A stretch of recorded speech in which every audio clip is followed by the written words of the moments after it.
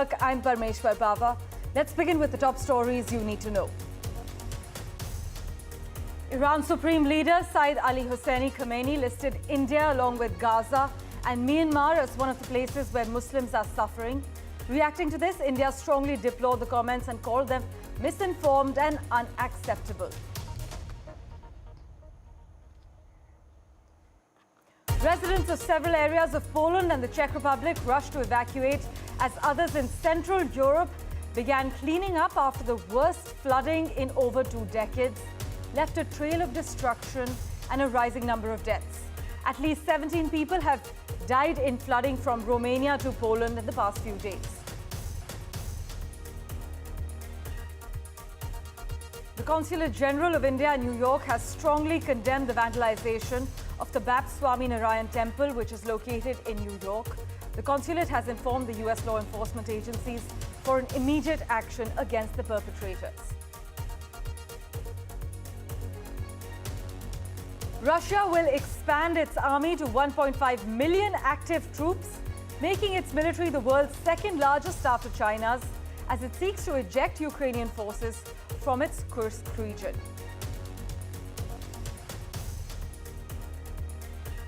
The suspect in the second apparent assassination attempt of Donald Trump was charged with 2 gun crimes. Political watchers argue that the thwarted shooting underscores that violence is a feature, not a bug, of U.S. political life. The polio eradication efforts in Afghanistan have suffered a big setback. The United Nations has said the Taliban suspended polio vaccination campaigns in the country.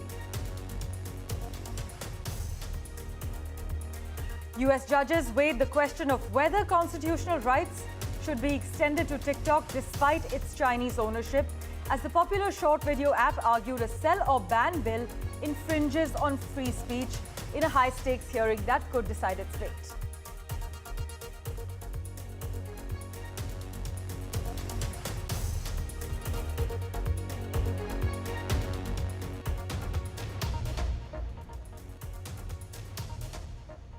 Our big focus, Iran's Supreme Leader Saeed Ali Hosseini Khamenei has included India alongside Gaza and Myanmar as regions where Muslims are experiencing hardship. In response, India strongly condemned Khamenei's remarks, calling them misinformed and unacceptable. But in a post on X, Mr. Khamenei had said the enemies of Islam have always tried to make us indifferent with regard to our shared identity as an Islamic Ummah. We cannot consider ourselves to be Muslims if we are oblivious to the suffering that a Muslim is enduring in Myanmar, Gaza, India, or any other place. Hours later, in retaliation, our Ministry of External Affairs released a sternly worded statement. It declared, "We strongly condemn the Supreme Leader of Iran's comments about minorities in India. These statements are based on misinformation and are unacceptable. Countries should review their own records on minority issues before commenting on those of others."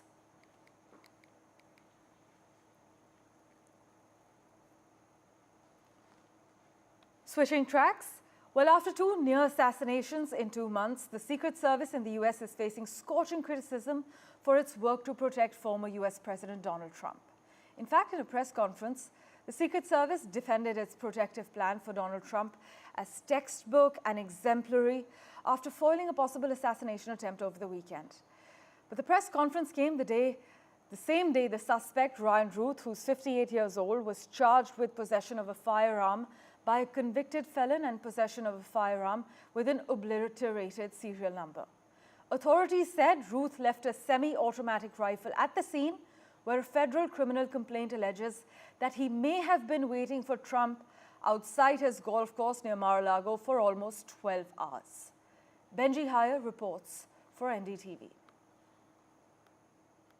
The suspect was seen shackled, his alleged crime related to his weapon and if he was allowed to own one, giving multiple past arrests. Ryan Routh had wildly swinging political beliefs, having voted for Trump in 2016, but also been a staunch supporter of Ukraine. In unconventional ways, he discussed a far-fetched plan to recruit Afghan soldiers fleeing the Taliban to fight there against Russia. We'll learn much more about him as investigations proceed and as evidence is examined. He left behind his gun, bags and a GoPro at the scene, where he lay waiting for more than 11 hours before being scared off by Secret Service shots. Big questions then over how this was able to happen, not least given the enhanced protections put in place following another assassination attempt on Trump just 2 months ago. President Joe Biden says the Secret Service needs more help, the agency warning that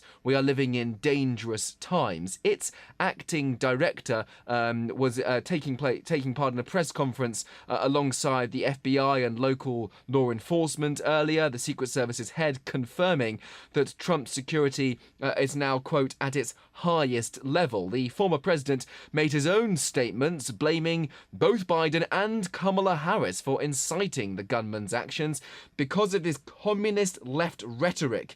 He wrote, "The bullets are flying and it will only get worse," he said, before railing against immigration, suggesting the US border be closed. The suspect, is important to note, is not an immigrant, and the Vice President and the President have roundly condemned political violence rather than stoke it. In fact, I told the president did reach out to Donald Trump, but at the time, the former president was not available to pick up the phone. Look, this is an unprecedented, dynamic, deeply fraught campaign, even more so now. But still, the race for the White House goes on, Trump vowing to never back down as he vies for the Oval Office again.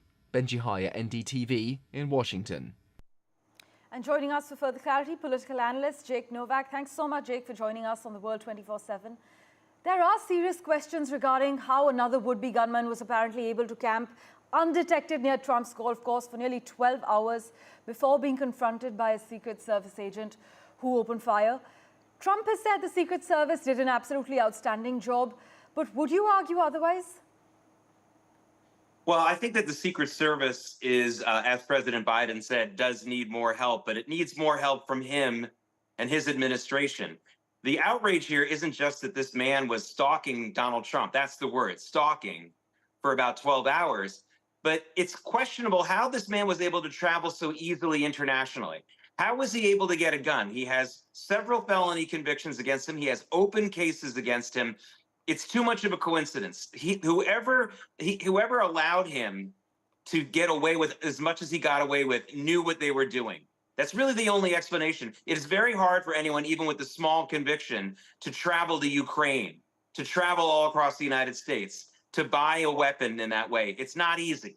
So somebody was it seems very likely, sadly to say, that someone deliberately was letting this guy roam free. For what reason, we don't know. And I'm not saying they were hoping that he would kill the President Trump, but absolutely law enforcement was letting him get away with a number of different things that he should never have been allowed to get away with.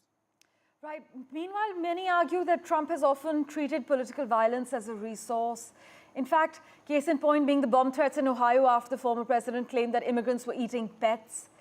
Is Trump's team likely to utilize political violence to their advantage? Jake, what are you picking up on? What is your perspective? Yeah, absolutely not. And I know I have to take a little bit of issue with your reporter's comments about how both President Biden and Vice President Harris have always been against political violence. There are many, many different sound bites of Joe Biden and Kamala Harris. One of Joe Biden several times saying he would like to take Donald Trump behind the gymnasium and beat him up. Joe Biden said that several times in 2020. Right. Kamala Harris, when asked if she would be in an elevator with Donald Trump, she asked, could one of us not be alive when they left? These people who are political enemies of Donald Trump have stoked violence much, much more than he has. Now, I'm not saying that everything he says is responsible, is the best thing. But the political violence rhetoric from Donald Trump's opponents is much, much worse than his, much, much more pinpointed and much, much more insightful. And that goes without saying. The question that you asked earlier about political violence in America is it spread. Actually, thank God, we're not very politically violent yet in this country. What we do have is a serious mental illness epidemic in this country. And if that isn't fixed, then we will have violence very soon, yes. So you stand by the fact that America is not witnessing serious political violence even after 2 near assassination attempts on a former US president? Well, we're not seeing widespread violence. Those two incidents were definitely violent, no doubt about it. But we haven't had a major candidate or even a minor candidate assassinated or attacked in this country in many decades, thank goodness. The last president who was shot while he was president was Ronald Reagan, and that was 43 years ago. So we're not seeing widespread violent acts. We are seeing widespread mental illness and insightful comments. That's the problem, and that makes us very, very close to having violence pretty soon. I think so. Thanks so much, Jake, for joining us, as always, on The World 24/7. We will, of course, revert to you for regular updates in the run-up to the November showdown. In other news, the Consulate General of India in New York has strongly condemned the vandalization of the Baptist Swami Narayan Temple, which is located in Melville in New York. The consulate has informed the U.S. law enforcement agencies for an immediate action against the perpetrator.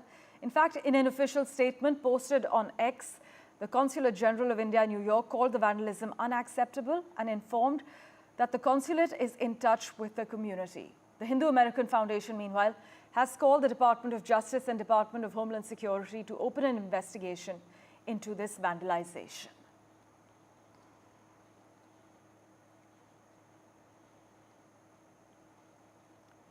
Well, with that, let's turn our attention now to Central Europe. Residents of several areas of Poland and the Czech Republic rushed to evacuate as others in Central Europe began cleaning up after the worst flooding in over 2 decades left a trail of destruction and a rising number of deaths. A firefighter died during a flood rescue in Austria, and 1 person drowned in Poland as torrential rain caused by Storm Boris continued to cause absolute havoc across Central and Eastern Europe. In Romania, 5 people have died while several remain unaccounted for in the Czech Republic. The Austrian province surrounding Vienna has been declared a disaster area, with its leaders speaking of an unprecedented extreme situation.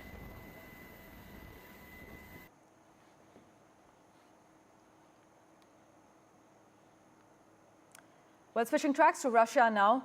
Russia will expand its army to 1.5 million active troops, making its military the world's second largest after China's, as it seeks to eject Ukrainian forces from its Kursk region. However, experts are questioning whether Moscow was prepared to fund the expansion, the third since the war began, given the strain on its defense budget and an unpopular draft that has seen hundreds of thousands flee the country. The move came as the UK Prime Minister Keir Starmer considers allowing Kyiv to use its long-range missiles, which Vladimir Putin warned would put Russia at war with NATO. Permitting the weapons could jeopardize NATO's efforts to avoid escalating the conflict. In fact, Guardian Simon Jenkins is arguing Western politicians eager to pose as tough guys do peace no service by promising to back Zelensky to total victory.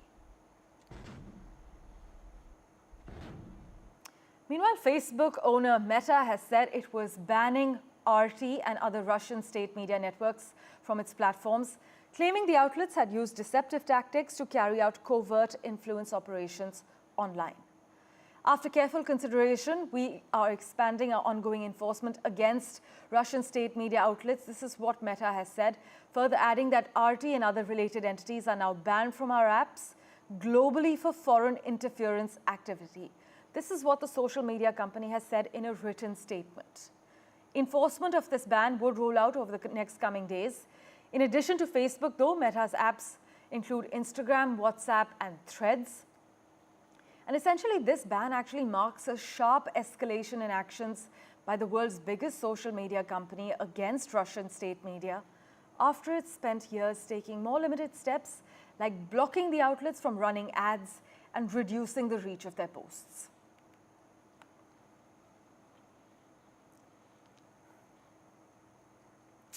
And TikTok made its case against a potential ban before a US federal court, arguing that its powerful algorithm was not controlled by China. The app is suing the US after President Joe Biden signed a bill requiring TikTok's Chinese parent company ByteDance to divest from its US operations or face a ban, citing national security concerns.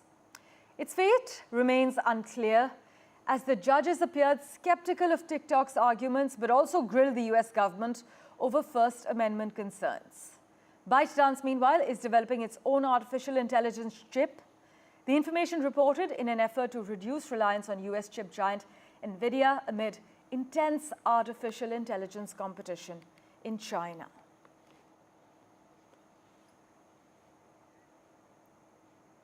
Well, news and updates continue in a moment right after this very short break.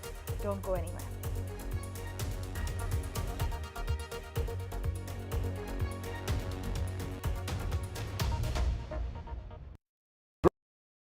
I've been reporting on all issues, big and small, from Andhra Pradesh, Telangana, rest of South India, bringing you all the action, all that you need to know, all that you want to know. The energy of Maximum City is infectious. I bring in that energy in our news coverage from financial capital Mumbai. India's IT capital is always buzz. It's literally a city that never sleeps. And I keep you ahead on all the Bengaluru buzz. Covering from the southernmost part of India over the last 23 years, I bring in-depth and 360-degree coverage from the Dravidian heartland. The land of Mishti is also known for its bitter politics. I have seen much water flow under the Howrah Bridge, covering Bengal in all its vivid colors. Stay informed and entertained with the new and updated NDTV News app. You can watch all our channels live, listen to podcasts, read breaking and exclusive news from around the world and more. Download the NDTV app today and get access to the best journalism and storytelling on your smartphone or tablet. The NDTV app. News that matters to you. New day, new show, a new experience. Start your day with the news, not views. We bring you stories that matter and impact your life. News that informs and keeps you ahead. From Maximum City, Mumbai, to the seat of power, Delhi, NDTV brings you the best breakfast show. Breakfast news on NDTV, 8 a.m. every day. I've been reporting on all issues, big and small, from Andhra Pradesh, Telangana, rest of South India, bringing you all the action, all that you need to know, all that you want to know. The energy of Maximum City is infectious. I bring in that energy in our news coverage from financial capital Mumbai. India's IT capital is always buzz. It's literally a city that never sleeps. And I keep you ahead on all the Bengaluru buzz. Covering from the southernmost part of India over the last 23 years, I bring in-depth and 360-degree coverage from the Dravidian heartland. The land of Mishti is also known for its bitter politics. I have seen much water flow under the Howrah Bridge, covering Bengal in all its vivid colors. Stay informed and entertained with the new and updated NDTV News app. You can watch all our channels live, listen to podcasts, read breaking and exclusive news from around the world and more. Download the NDTV app today and get access to the best journalism and storytelling on your smartphone or tablet. The NDTV app. News that matters to you. The 18th of September will be one of the most watched days for global markets. A turning point that could change the course of the financial markets and economies. The big shift is coming. It's not about if, it's about how much. Will the Fed cut rates by 25 basis points or 50 basis points? What will the impact on India be? Catch all the action live on NDTV Profit. New day, new show, a new experience. Start your day with the news, not views. We bring you stories that matter and impact your life. News that informs and keeps you ahead. From Maximum City, Mumbai, to the seat of power, Delhi, NDTV brings you the best breakfast show. Breakfast news on NDTV, 8 a.m. every day. I've been reporting on all issues, big and small, from Andhra Pradesh, Telangana, rest of South India.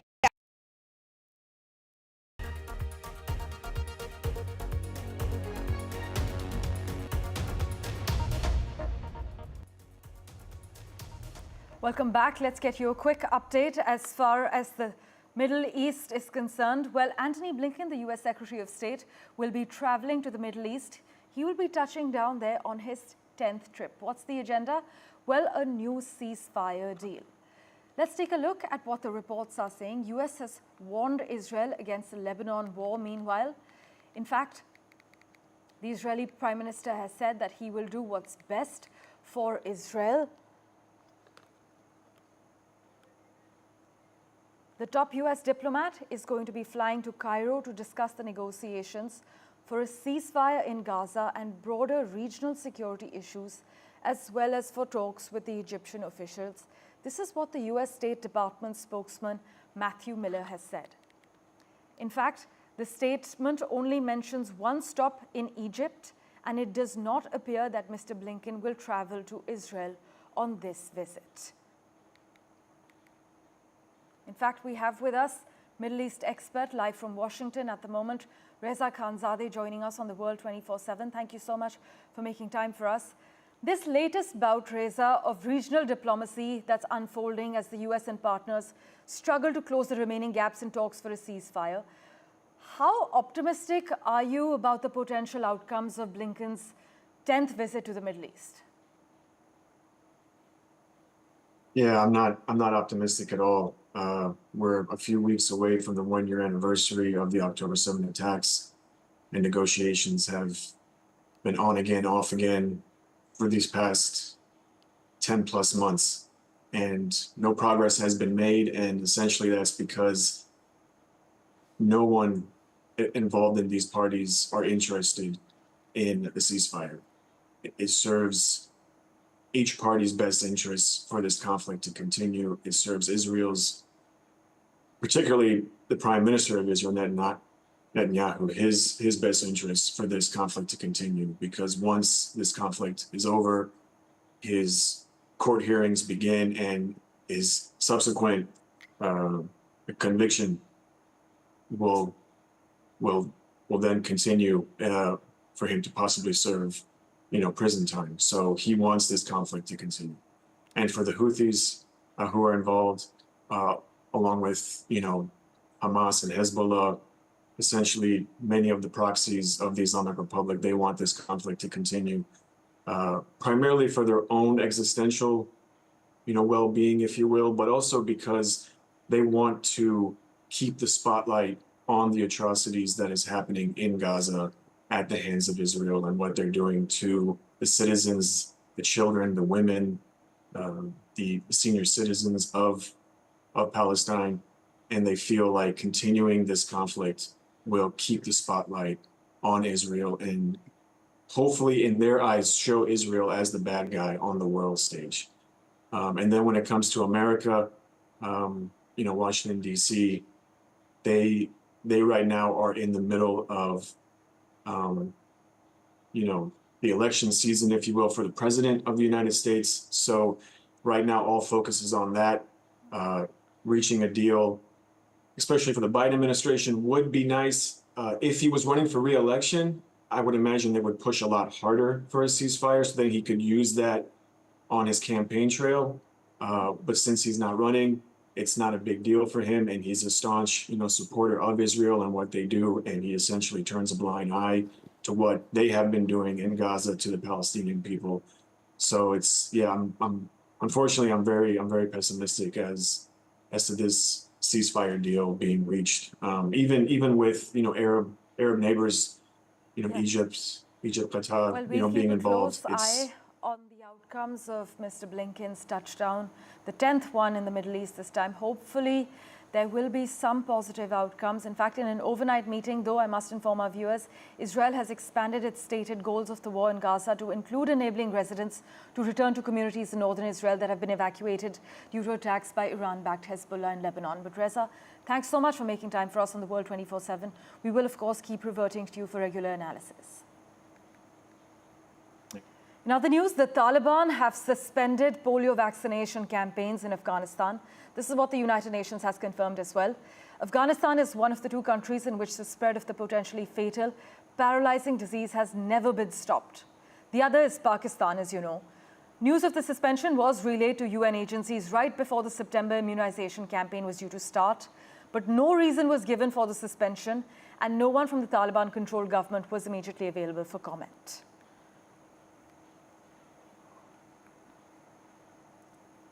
A quick update from the United Kingdom now. London's Oxford Street will be pedestrianised under proposals just set out by Sadiq Khan, the city's mayor, as he tries to make the famous thoroughfare the leading retail destination in the world. The central London street is in need of major regeneration after suffering from increased competition from online shopping, the closure of major department stores, and the effect of the COVID-19 pandemic. This is what the mayor's office has said. But Sadiq Khan's years-long effort to pedestrianise the street has faced opposition over the disruption to traffic and public transport and concern about access for disabled people.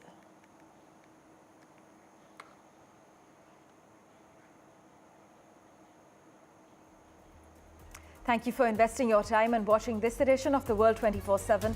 We'll keep tracking the latest updates for you. Do stay tuned.